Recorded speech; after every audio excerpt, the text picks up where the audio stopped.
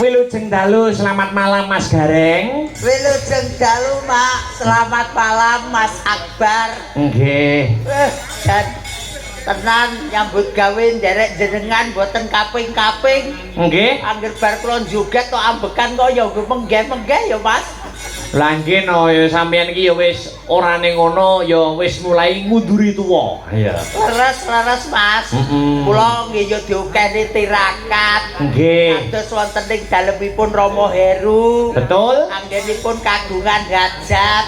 Heeh. Sakuran mriko kitanan ingkang putranipun. Iya. Ikhlas lillahi taala kula dongakne muga-muga adikku sing wis bar tikitane sedaya manggih kawilujengan kebagas warasan selamat donya lan akhirat, Pak. Amin ya rabbal alamin. Kula dongakne dados putra ingkang soleh. Amin. Migunani tumraping nusa kelawan bangsa.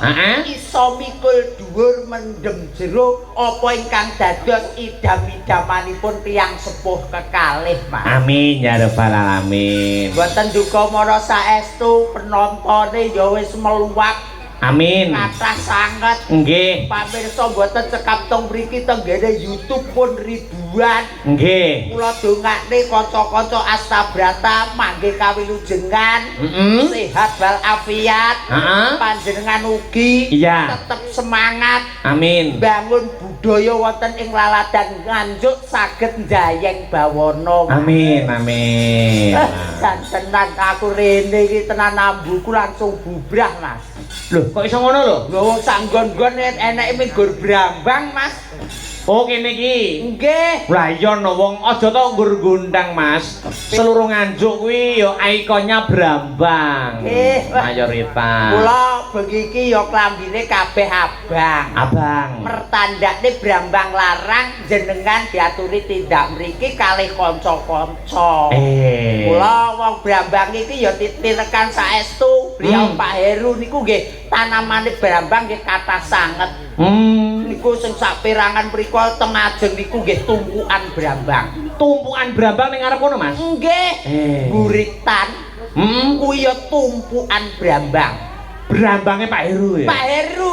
Sisih etan omah ya tumpukan Brambang. Tumpukan Brambang. Nggih bareng kula teng kamare Pak Heru. Tumpukan Brambang, Mas? Udu tumpukan gombal niku. Kok iso ngono mbok ngomongne iki lho. Wong pripun wong pinter-pinter dinten Mas Akbar. Lah ya kagungan kersa urung sempet diberesi. Urung sempat nyuci. Mergo lalirane wong tuwa kuwi wau yen wong duwe gawe kuwi ora kenek adus, ora kenek umbah-umbah. Wah, kuwi tenan to Mas kuwi. Lha wong pripun to Mas? Kuwi ilo-ilone wong tuwa biyen ya? Nggih. Nek arep duwe gawe ora entuk adus, kalau ora oleh umbah-umbah. Lho, penyebabe apa lho? Penyebabe niku awake dhewe sing sepisan ngempet hawa nafsu, sing kepindho ngempet awake dhewe nyambut gawe saka kepribadianing dhewe arep nyenengne wong liya sing arep teko. Mula dianekne awake dhewe iki ya ora adus. Ngempet karo awake dhewe merga priyayi-priyayi ingkang rawuh kathah ora sempet adus. Ora umbah-umbah tegese kabeh klambi-klambine wis ditekakne golek persewaan saka ngendi-endi preh menika dulur rawuh menika katon pideksa beliaunipun Pak Heru. Oh wi ilo-ilone wong tuwa nek duwe gawe ora entuk adus Mas. Oh, lah sok umpamane aku sok wis dadi manten. Ya. Wis aku wis nemu jodone. Arep dadekne manten ngono kuwi sadurunge macak manten apa ya ora entuk adus Mas. Mas tak omongi ya. Kowe ora sah gawe alasan dhisik, ora sah gawe mikir dhisik. Lakonono dhisik sing kok sirne iki sapa? Ngono lho. Wong ngopo sobat dipikir sobat to, Mas? Lah aku kan yo penasaran kalimatmu itu. Wong duwe gawe iki ilo-ilone wong tuwa ora entuk adus. Lah mosok arep dadi manten dipethukne wong pirang-pirang gitu to. Arep pethuk bojone kudu mancak rapi. Lah mosok ora entuk adus manten ala. Alah ora sah penasaran. Aku kowe wis ngerti. Awakmu ki ora tau penasaran. Dadi sok ben bae nang mikir. Sok ben saiki golek osek ku sok ben tak dudoi. Khusus awakmu oleh adus, oleh ganti klambi, oleh dalang. Udo entuk ora? Weh. Nek wong loro karepmu ning rek kabeh ya dalane. Oh iya. Kok ya maksud udo iki arep adus iku lho. Iya ditutupi. Padha karo dulur lanang ya Mas ya. Dulur lanang sapa Mas? Dulur lanang sing dikitanke to Mas. Iya, adine awake dhewe. Muga-muga wis kena diarani umure wis akil dewasa, wis ngerti marang tatananing agama, aja ngantek nglalekne dongane wong tuwa sak kloron. Ngendikane jenengan wau sampun bla bla bla teng wingking. Mula ajining kula dalah panjenengan iki manut saka dongane wong tuwa sak kloron, Mas. Aku ki didongakne wong tuaku iso dadi kaya iki. Alhamdulillah. Alhamdulillah. Panjenengan dongakne ibu, bapak dadi dalang kondang. Alhamdulillah. Kados sinden didongakne ibu kali bapake dadi sinden sing ayu-ayu. Alhamdulillah. Kados yoga-yoga ngeten iki nggih didongakne bapak ibu. Dadi yoga-yoga sing luar biasa. Alhamdulillah. Ning nasibe tukang syuting, Mas. Lah kok iso tukang syuting iki ngopo? Lah ya dongakne karo bapak ibu wong tuwa ngatek teko duwe anak kok gayane go rinceng-rinceng. Lho pancen kewajibane iki piye ngambile gambar iki ben pas. Ya tugase iki pancen nginceng, Mas. Ya jane ora diinceng ngono ya kena kok. Didemok langsung kuwi kena asline kok ya. Ning ngene iki wujute napa tasakuran, Mas. Ya. Ngendikane Prawinasis, ngendikane para pinter jroning wong syukur bakal pikantuk nikmat, jroning wong sing kufur bakal pikantuk adab sing luwih gedhe. Mula beliau Pak Heru ugi kelaran garwa menika ngawontenaken tasakuran. Mugi-mugi sabibaripun tasakuran manggih kawilujengan kebagaswarasan selamat donya kelawan akhirat. Amin.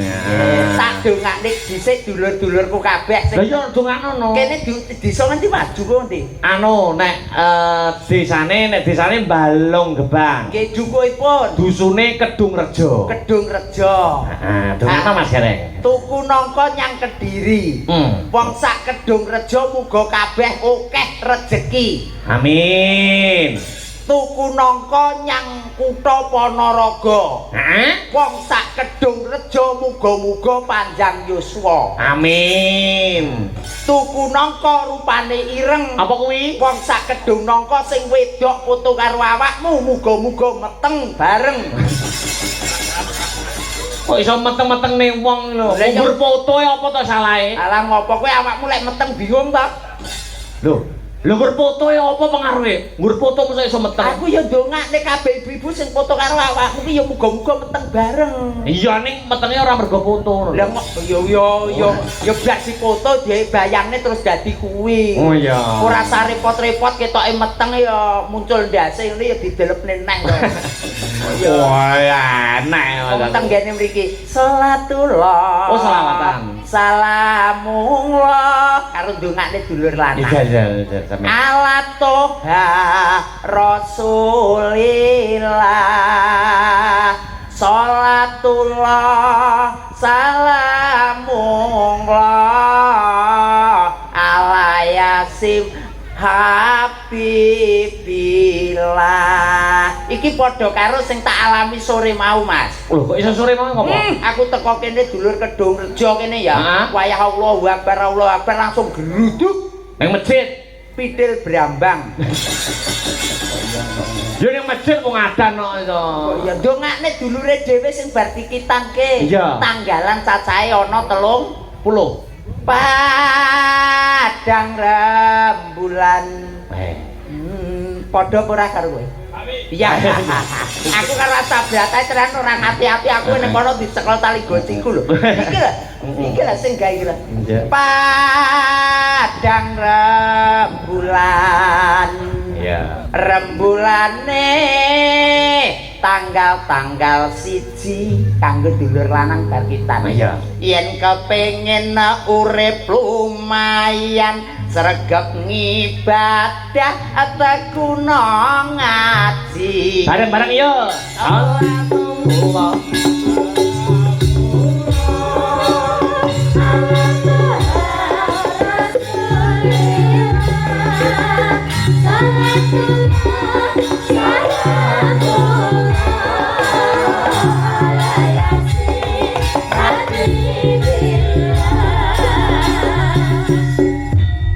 Tanggal siji tekun ngibadah sregep ngaji.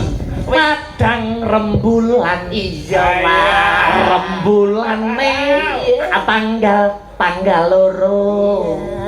Yen kepengin urip lumayan sregep sinau ben aja bodho. Bareng-bareng salatullah.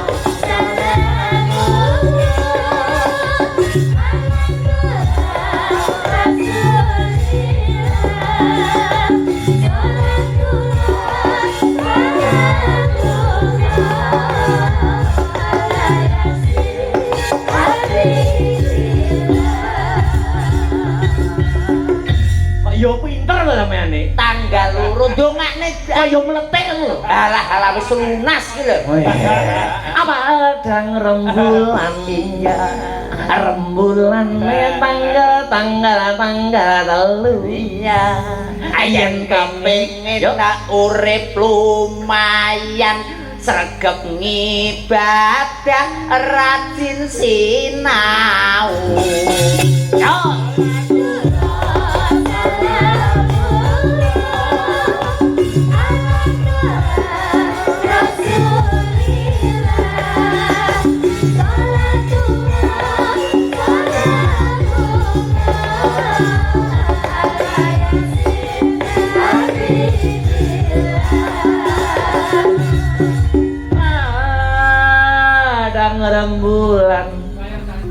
Rembulane tanggal papat. Yen kepengin uripmu mulya tinggalno urip sing maksiat. Padang rembulane tanggal 5. Yen kepengin urip lumayan aja lali donga. Iya, lali donga. Awak kudu wong jiro lu terus. Kene mikire. Lah kene kan kudu improvisasi. Oke. Ngantek 30 ora masalah teko esuk Padang rembulan. Iya, rembulane tanggal 7. Yen kepengin urip lumayan sregep ngibadah akeh no ilmu. Padang rembulane tanggal 24. Yen kepengin urip lumayan sregep ngibadah aja lali bersyukur. Wah, tak lompati kaya iso to sampeyan. Yang gumun kok begini kaya. Kowe mau tak lompati langsung 24 to. 24 oke. Oh iya. Padang rembulan terakhir. Rembulane nek terakhir tanggal 30. Yen kepengin urip lumayan wis jabatane gedhe ora kena wayuh. Ngono. Wayuh iki apa lho Mas? Aku belum ngerti lho. Wayuh iki apa? Pengertian kata wayuh. Wayuh, awakmu rasah ngerti lakonono sik siji ku tambah nek. Lho, kok lakon ana sing siji tambahane wayuh apa to artine? Lah wayuh engko tak WA Mas. Oh iya. Kowe awakmu si dhisik engko ping 2 ora masalah. Iya iya. Ora kena. Ora kena ya. Kaya aku wis manggon tuwa ngomong ning ngono kuwi asline ya barang sing ora bener. Kula atine wong sing keloro-loro ki wong wedok yang diduakan. Iya. Nah, kena diarani jarene wong wayuh kuwi mau. Beliau Pak Heru ya ora gelem to. Ora gelem. Apa ngerti Pak Heru pacaran? Ora ngerti ta awakmu? Ora ngerti. Pak Heru duwe sapa wong wedok ya ora ngerti. Pak Heru dolan rono ya ora ero. Saking setiane karo bojone. Alah ya saking primpene. Hei. Ya ora kok iso. Paling boten ditenggani Pak Dewan. Amin, Pak Tianto. Nggih, menika deja panjenengan gurune jenengan. Ya bapakku, Mas. Alhamdulillah muga-muga rezekine kathah lan barokah, panjang yuswa. Panjangnya mbak-mbak adik-adik warang kono ya. Oke, Mas. Siap. Ada Mbak Sally. Iya. Sally. Aku lagi krungu bengi iki Sally. Oh, lagi petuk bengi iki Sally. Nggih ta? Nggih. Lek niki asmane sinten ning niki? Ya ditanya dong nganggo mic. Tanya sendiri. Oh, mboten jenengan to sing anu niki. Heeh. Nggih. Asmanipun sinten, Nduk? Kula Sinta Pak Gareng. Sinta. Sin ki tegese ki sin swin sot dot tok. Apa kuwi? Sing wis sinau. Sin ki tegese dijukuk saka aksara Arab. Apa kuwi? Arab ya sin kuwi mau. Sin. Ya. Ta ki tegese taat. Taat kalau ngerti marang agama jenenge Sinta. Amin. Nggih, ndredek rada rene. Eridek ya. Asmanipun sinten, Nduk? Wong Nama panggilan aja, nama panggilan. Nama panggilan. Sri. Nah, Sri kuwi artine apa? Sri kuwi sing dikanggokne wong bakul Brambang. Kok iso? Kuwi blengkere tampah utawa blengkere tompo. Kuwi mesti hitungane nek Sri. Oh. Sri Kitri rezeki boros. Sri Kitri rezeki boros mesti tebos Sri. Muga asile akeh. Sri kuwi asile akeh. Rezekine akeh. Ana. Rada rene. Nama panggilan namanya Neha. Ayo, Neha kuwi. Ne iki tegese nikmat. Nikmat. Harapan. Nikmatnya harapan. Dadine lek melenuk kaya ngono iki harapane ya nikmat. Iya. Sejere. Rada rene. Namanya siapa? Aulia Pak De. Oh, biar we. Aulia. Ketep. Ayo. Au. Artinya apa? Au niku tegese gerok. Apa kuwi? Yo au. Pan gerok. Kaya gerok lho. Au. Tegese liya, ki tegese wong liya. Kulino digeroki wong liya. Oh, digeroki wong liya iki maknane piye artine? Artine ya seneng gungan to, Mas. Oh. Iki kabeh do gumek kabeh dadine gerok. Saking gumune Mbak Aulia kira au. Ngono ya. Au. Oh, ya. Masuk. Au. Iya, wis to malah kaya kire. Oh ya api aku. Iya, jejere. Siji. Itu Sally. Ya. Namanya siapa? Kula Seli Cak Gareng. Sally. Mas, Pak Apa? Heru asmane putrane wau sinten? Lho, piye to? Mosok ora roh. Lali. Putrane Pak Heru Lali aku. sing ditetake? Lah, Yuwanendra Arya Testanto. Ya, iki lek Mbak Sidet namanya Mbak Sally. Sally. Nah, Sel niku saka ibu. Terus Sing sel niku saka ibu. Nggih Mbak Seli to? sel. Nggih sing sel niki saking ibu. Lah nek li Lah nggih sel niku wau upamine niku nggih saking ibuipun. wong urun jeneng kok wong wedok. Wong wedok Kok ibuke iki iya sel. iya jenenge sel. Lah nek line Mas. Lah nggih niki lek sel niku Mas. Niku Kok mulek. ya mbuh line bapake apa line tanggane. Hei. Ya jatuh sih Jangan ayo semuanya toh, Mbak Seli toh. Ayo.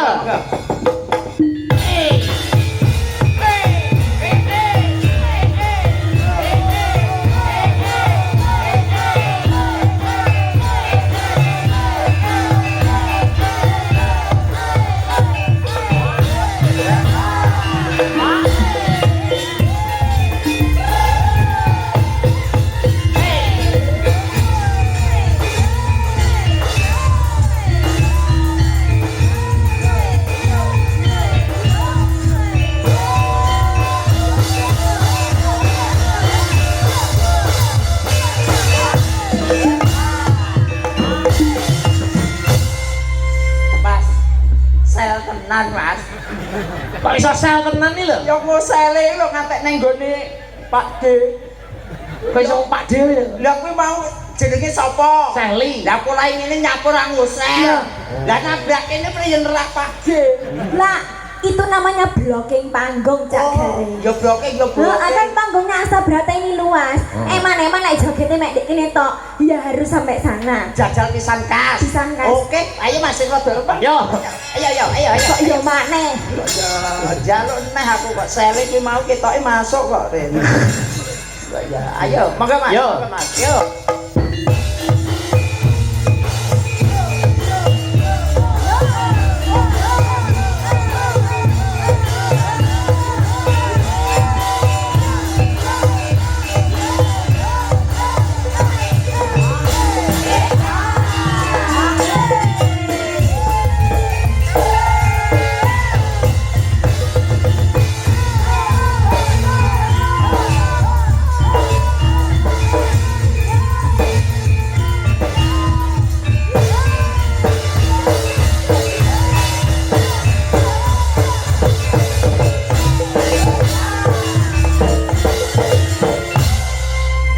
Mas, kok beda karo mau ya Mas? Lek mau ngusele ngliwati Pak D. Lagi. Lek sing ping pindho kok kaya layangan pedhot. Oh yo. Kok iso layangan medhot iki lho? Lah ya pola iki. Lah kuwi namung nguasai panggung to, Ya, diratani panggung. Kan yo panggungnya tetuk kono, Mas. Ya menguasai Nduk. Tapi ki yo wong wedok ki mudhun kuwi aja nemen-nemen ngono lho. Lah terus kudune ya apa Cak Gareng aku iki? Paling ora jenenge wong wedok ki ya sing gandes luwes ya Mas ya. Oh, karepmu sing feminim. Paling ora ya mlakune gur ngene. Kaya beliau mbak-mbak niki lho. Kabeh munggah panggung trinyi lah. Lho tapi kan lagak-lagon lagu lagiane menungso ki dhewe-dhewe. Harpa dhewe-dhewe lho niki wau lho nggih. Nembe sepindah nderek Mas Akbar. Loh, kok iso sepisan dari Mas Akbar? Aku rong lahir wis nyindeni aku kuwi. Mbak Seli niki awakmu urung lahir nyindeni. Wis nyindeni aku. Ya Nah, Allah. berarti kula kudune jenengan contoni. Ya napa lek carane gandes luwes ngoten niku lho. Ya paling ora pake wong jenenge wong wedoke mlakune lah. Lah. Oh, ana jinjine barang. Lah. Heeh. Lah, ngono. Oke, boleh tak contoh jajal. Jajal siji, mulai. Ayo, siap sik, mlaku rono. Oh, ki mbok arahi sing feminim ngono to? Ayo. Mlaku. Posisi kaki seperti apa? Yo ngene jenenge wong wedok. Mlaku. Tangannya. Tangane ya wong wedok ya ngene. Heeh, yo jalan 1 2 perot. Perot. Perot. Perot. Perot. Perot. Wah, piye wis ini perung? Hop. Nek ngeten iki kan nggih ketawis to, Mas. Ning lek beda karo awakmu pambekmu mau. Awakmu bajare budal kaya awakmu mau piye mlakumu jajale piye kaya mau urung tak warai. Jajal. Jiro pun blong pun. Kayak luwih enak ngene sih, Cak. Kayak luwih enak ngono. Mas, piye? mosok ya penak pun blong. Lah masa wong mlaku suarane pun blong lho. Kok ya nandakne awakmu ki kok ya mlakune ngono iku kurang apik. Kurang apik. Luwih apik ya, Nduk ya. Nggih Cak Gareng. Mumpung awake dhewe nang nggone Kedung Rejo. Rejo. Kedung Rejo. Acarane sunatan. Sunatan. Acarane sunatan sing disunat Pak Heru. Kok iso sing duwe omah lho. Lha sinten? Putrane. Oh putrane. Ngono. Menika putrane mau sing sampun munggah Cak Gareng. Iya. Jenengan pun pirsa napa derek? Putrane Pak Heru ta? Nggih. Urung.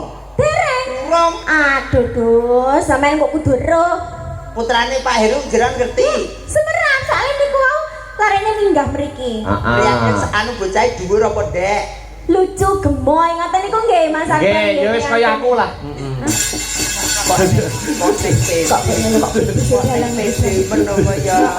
Padahal aku yang ngomongnya gemoy lucu loh. Emang sampean nek ndelok dalange apa ya ono lucu-lucune? Alah. Wajah-wajah. Kok iso nyepeleke piye lho, Reng? Alah wong lek jenenge gemoy kaya putrane Pak Heru. Paling tidak kan ya dodo jembar, gede dhuwur. Nah, Ayo. Terus lek dalange Lah aku apa? alah Mas Akbar iki budal munggah panggul. Pinyapa kuwi jane iso. Kaya Kowe munggah dalang warepe. kok cilike udah umum kok ya. Mas, pangapunten sangat. Piye? Nggih. Sowan gene Pak Heru. Nggih. Ki kajate kitanan. Dungane apa, Ser? Kanggo putrane Pak Heru. Oh, sing penting lek kula dungane mesti apik-apik. Sinten wau asmanipun? Dek sinten? Dik Yuwanendra. Dek Yuwanendra. Arya Testanto. Nah, panggilannya Dek siapa, Mas? Dik Arya ngaten mawon. Dek Arya. Lho, kudu sing ngendang iku, Mas. Bukan. Kudu lek kowe wis sunat ping 6 kok kuwi. Ping 6 kuwi Apa enggak ngopok, Mas? kuwi delok iki awakmu iki. Ya enggak kan umumnya sunatan pisan. Sepisan. Dongakno. Semoga Mas Arya menjadi anak yang soleh, Mas. Amin. Berbakti kepada kedua orang tua. Amin. Berguna bagi bangsa dan negara. Amin. Jadi anak yang soleh, Lus Maria. Amin. Jadi anak yang pintar dan sukses dan selalu baik kepada semuanya. Amin. Amin. Lek sampean dungane. Aku ya ndongakne munggur siji. Apa kuwi? Wis diapik-apikne digawe apik ditanggapne kaya kene gunakno kanthi becik lan sing bener. Oh. Wis Maksudnya apa? Maksudnya, Lek? saya digunakan dengan baik itu apanya? ya tegese akhlake to Mas. Oh. Pendidikane sing Tak ditokke kira- sama Pak Heru. Tak kira saya disunat kuwi mau. Alah ya kuwi lek awakmu. Wis aku ya Mas aku. Mas Gareng, Loh. jare pertama kali tak karo Mbak Seli. Nggih. Ayo no, dirayu nganggo tembang no bawa no, aku rong roh Mas Gareng bawa. Kene iki kali Mbak Selin to. Ayo no. Bawa. Tanganku aku biasa ngene apa piye? Ngono. Piye? Ya, aku matuke kudune piye lek karo Seli iki warana dhisik. Yo dicekel tangane no. Lha ya umumnya wong lanang nang wong wedok iku ya apa sih, Mas? Aku roh aku. Lho lha apa? Ya kaya Mas Sabar biyen kok. Wah. Lah aku yo ora to. Lah terus ya apa? Ya langsung. Langsung. Aku ya wong lanang sing pideksa wong sugih kok ya. Ya kudune ki yo ngene. Ngono, terus aku lha apa? Lah awakmu ya wong wedok ya kowe jenengmu ya wong sing larang, Larang. wong sing cantik. Cantik. Heeh. Iki wong lanang teko kok kene. Heeh. Aku tak ular-urani. Heeh. Duwong ayu. Lagi lho, sian. Ki wong lanang lek sugih iki mlakune. Udah. Pepujan ning ati.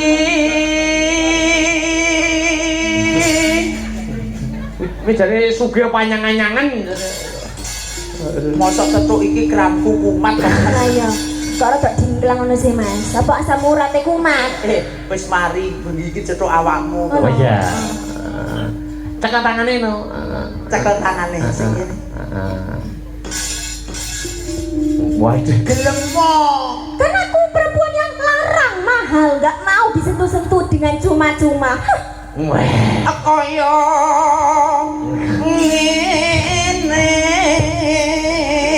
wong nandang. Kuwi jare sing wedok yo setep tenan kok. Lah perlu diapa-apane wis ngene. Aku itu mahal, Mas. Oh, mahal gitu ya? Gak mau disentuh dengan cuma-cuma, harus ada pengorbanan yang lebih effort. Harus ada effort ya. Kowe njaluk dituku pira? tuku padane barang piye? Maksudnya itu perjuangan. Perjuangannya seorang laki-laki itu loh. Harusnya nandang Wah iya. asmara.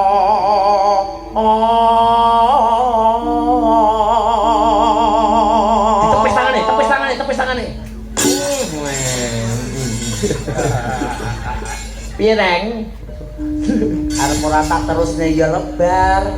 Tak terusne wong kok dipulosara kaya ngene. Itu kan menulas secara halus.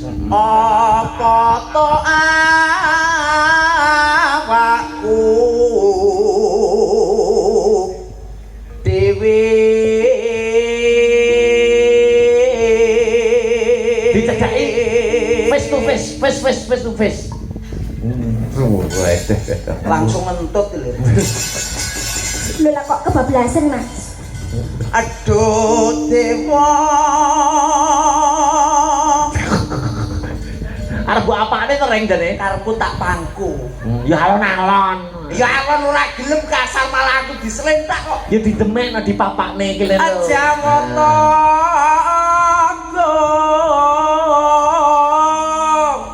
awalas ono mringwak ami Wis jane karo Yang apa karo cah cilik tok wis mbok udang iki lho. ya ya ora tak kudang iki tak gawe ngono mau sok gelem lho Mas. Tapi kok malah membuat aku terpikat Mas sama dia. Terpikatnya malah nek dikudang. Kowe kudu udang terus no, nembang terus karo udang terus. Besok kapan Terus sampai bar. Nanti cakepane bar. aja Sip. Terus karo tapi jabang bayi. nyapa. Wong aku nyanding sidan ayu kok malah kaya Lah tapi kan mau wedok iki senengane dhewe-dhewe ya. Bahagia aku Mas sama dia Bagian iki kayak ngono. diundang. Nah, culit. Wah, pamak miron mahkodo. iya. Loh, bisa jegok iki lho. Langsung guyu Mas. Oh, guyu. Ya. Tanpa prau sasat sarah ing Jorodri. Ya ndek, ya Allah. Takoni to, so nek rabi jaluk anu ning ndi ngono. Bulan madu ning ndi? Sampeyan bulan madu ning ndi, Nduk? Aku mau jalan-jalan ke Emrik Mas. Adep gareng moroh embrik ya moroh gareng. Alah, Enbrik roh ae aku. Endi embrik iki? Tan timbangan kuwi Enbrik. Amerika Serikat kono lho Mas. Ya Amrik sikat yo kono. Wis sikat to. Tekne Mas nggih. Iya no. Nyidam sari as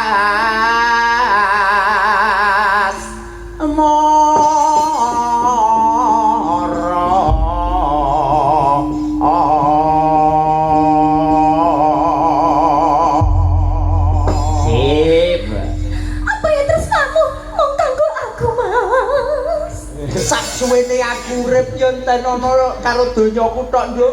Apa iya Mas? Ya lek pas tanggapanku akeh kowe gelem lek pas aku ora tanggapan pegaten ora apa-apa. Ya iku Mas. Oleh-oleh rapi seniman yo Mas. Asem kaya jebul kabeh wong wedok iki ngertini menggur duit, Mas. Kok iso ngono lho? Lek aku ngomongne lek pas laris dhek gelem, lek aku pas sepi dhek ya wegah. Lah kan sama dhewe sing ngongkon, lek sama gak tanggapan kok pegatan. Wis syukur. Sama dhewe sing ngongkon, ya aku nurut wong lanang. Sabar. Wis geger rumah tangga kok ora melok-melok lho ya. Sabar, Nduk, Aku mau masuk Ya ranah rumah tangga kok DP-ne kok Mas sabar kok tukokno biha. Wes. Sing regane piro, Mang? Oh ya paling ora lek behamu ya regane ya paling ora 2,5 juta. Jelas iku sing berbalut emas lah. Duh. Apa? Kowe tampur tumor. Mas aku. Iya. Ayo tembang.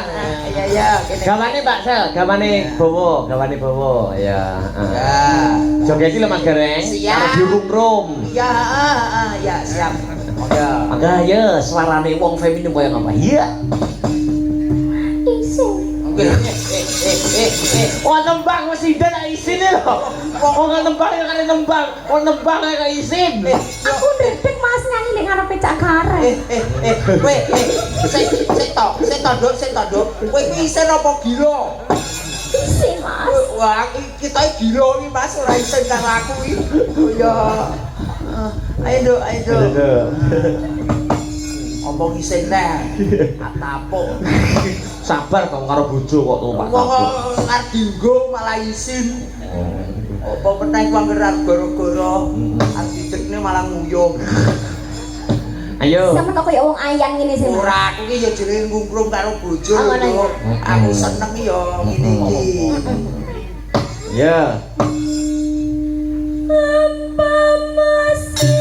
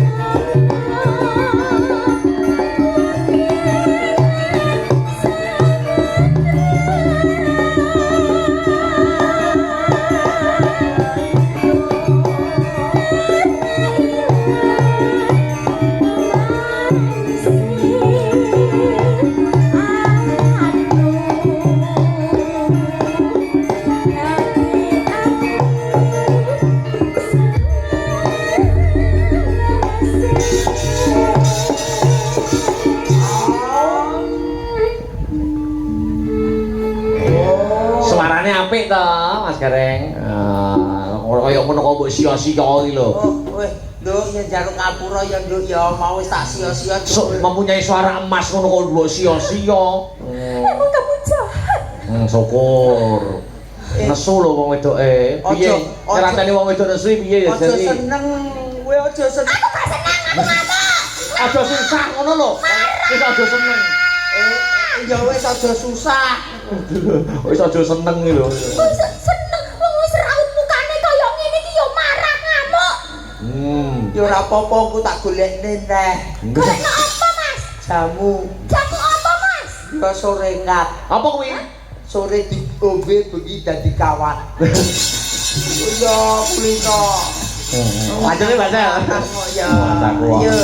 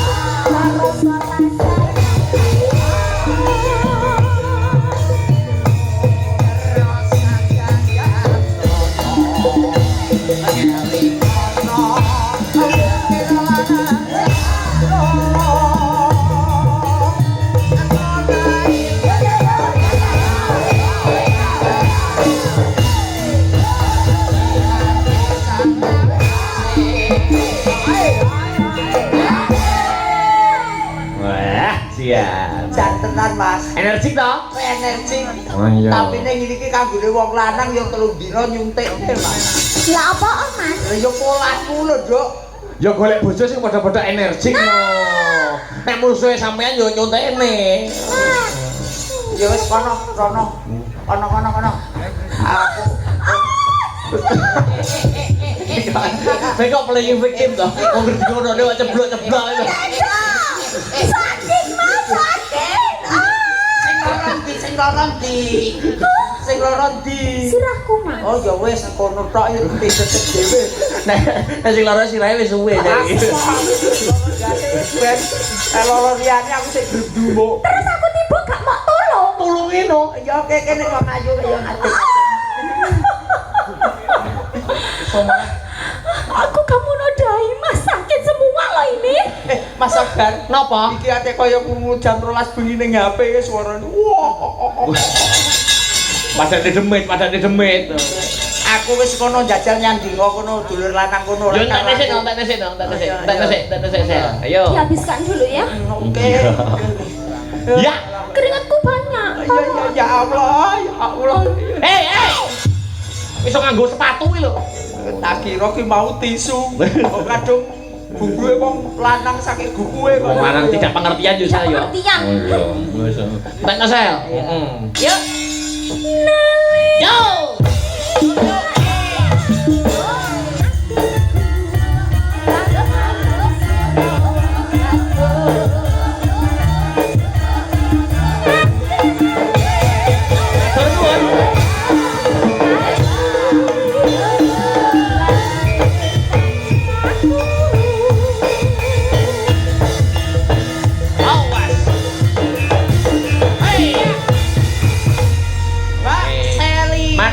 Mbak Sel duduk. Terima kasih.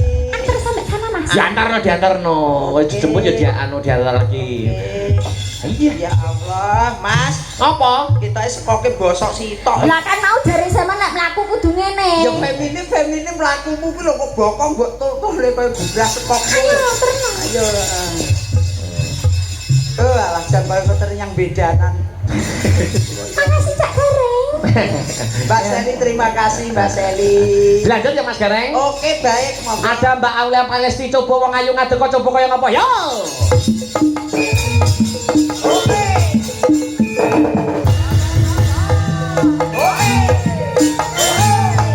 Awas.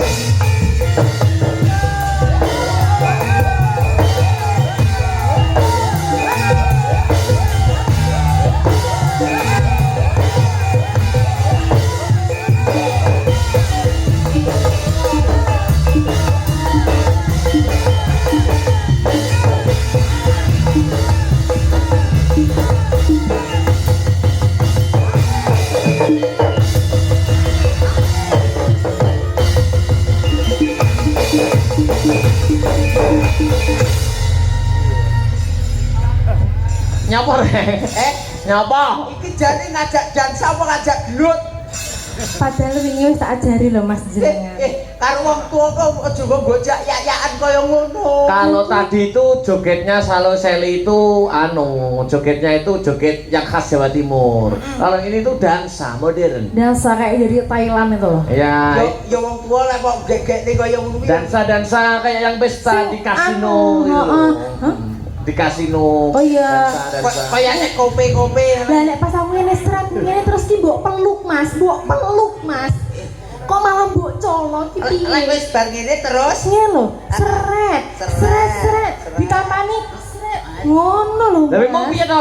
Lah aku diuncek calo iki mau. Iki to, wong wedok enek seli ceblok ora ditulungi aul, njaluk ditampani malah Blok diuncapne. sing peka lho dadi wong lanang. Aku ki yo luwih peka tapi niki lek tandai kaya ngono kuwi mau. Wis bar kene piye tanganmu jajal kuwi mau. Ngene. Nah. Sret. Lak mau kan muter to.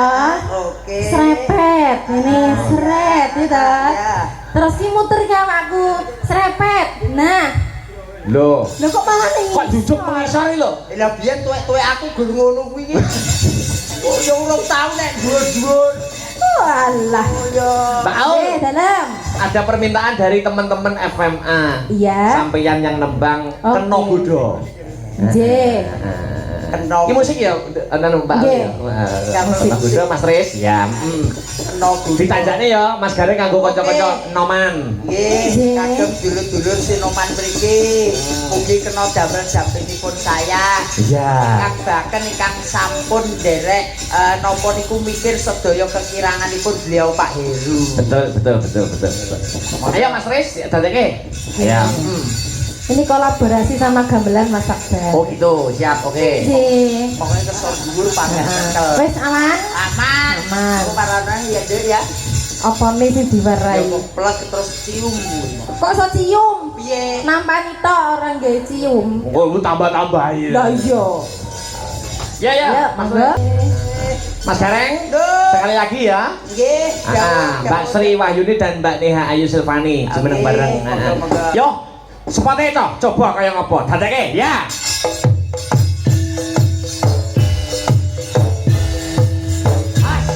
Hey.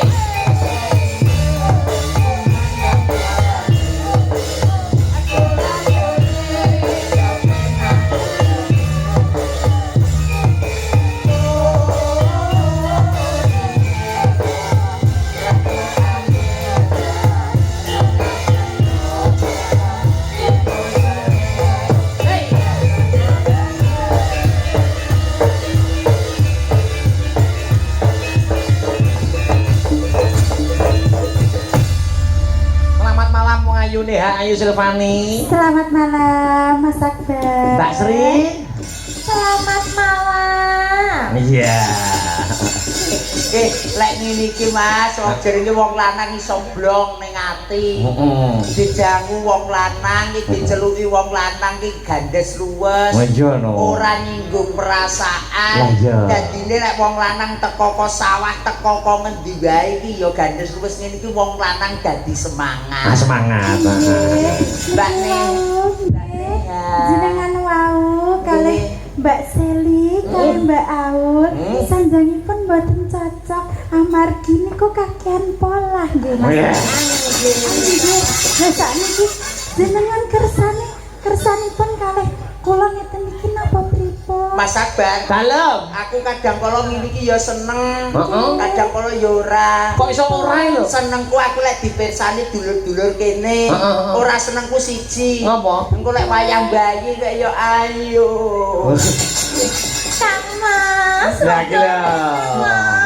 Ya apa wong Oh, ayu. kemang jarene golek sing kalem, golek sing luwes, aku yo luwes lho, Mas. Ojo, iki bojoku. Iki bojoku. Bojoku.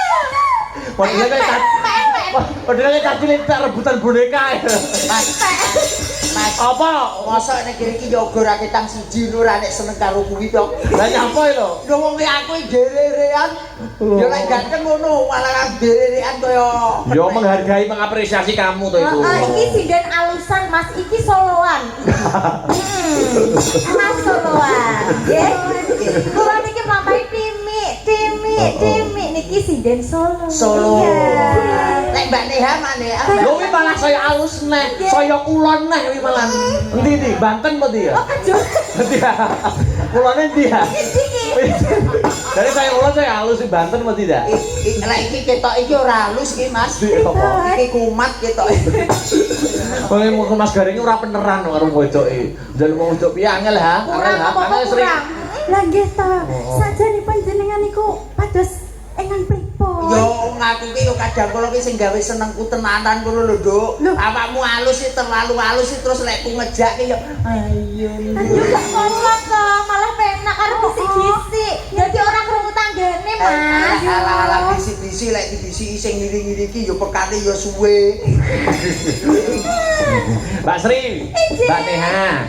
Iki minangkane pamundhut saka Mas Rudiawan Sarjana Hukum Babin Kaptimnas. Ya. Gua penutup ya, balike podang kuning. Ya. Langsung ngirama sragen. Ya. Gua penutup. Gua tembang liyane sampune gara-gara Mas Gareng. Nggih, jawab Mas. Siap, oke. Yo, langsung dadekke podang kuning. Ya toh. Ayo, mangga.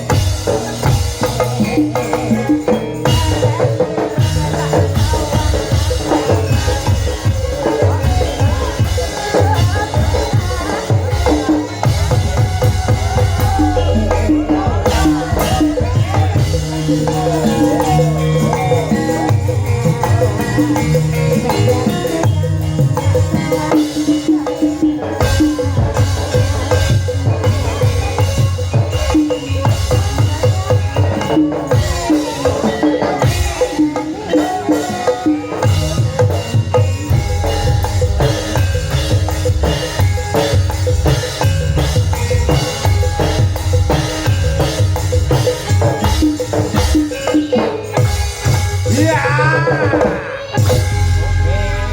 Mas Gareng.